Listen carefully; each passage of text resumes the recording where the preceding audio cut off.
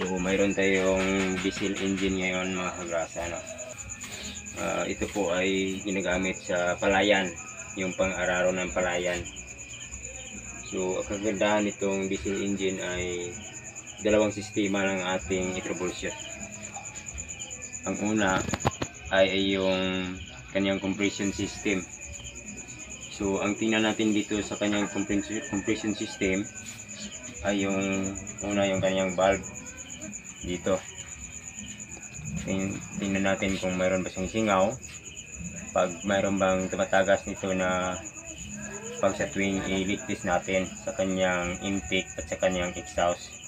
So kapag mayroon siyang singaw ay dapat na i-fix, i-grind, kunin yung carbon mga kagrasa.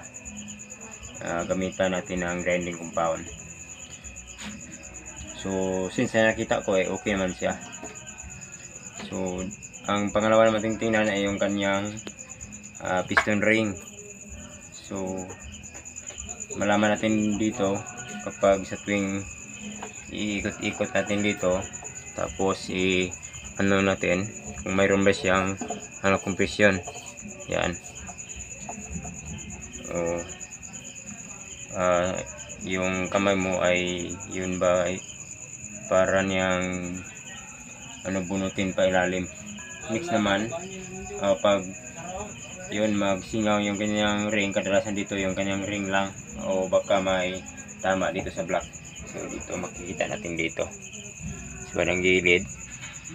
Yan, indication pag mayroong tama na sa block ay yung ring na at sa kanyang piston ay nasira na po siya. So since ito ay okay pa naman, yung sunod nating tingnan ay yung kanyang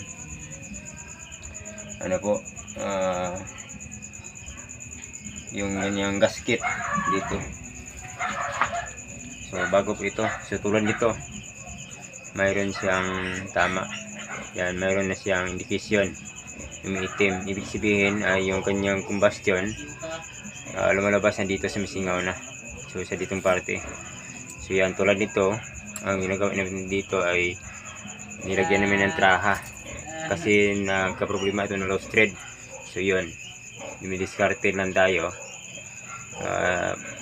Pinalitan natin ng bolt, kanyang stud bolt kasi dito ay na loose thread po.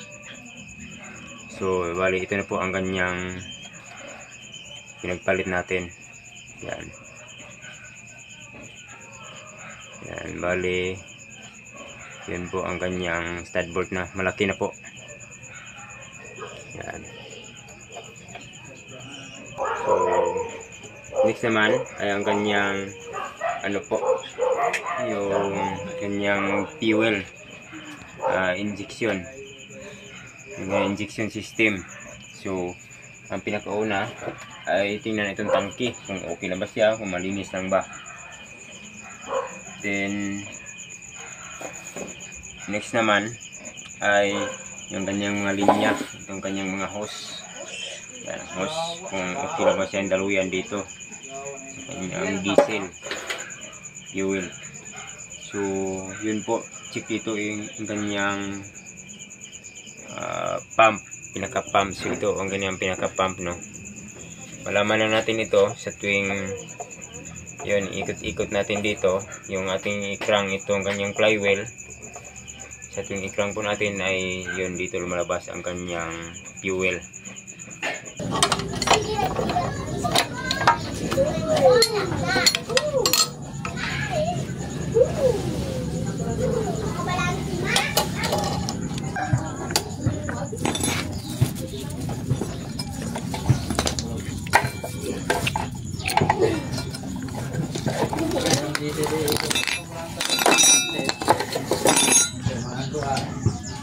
Fokus.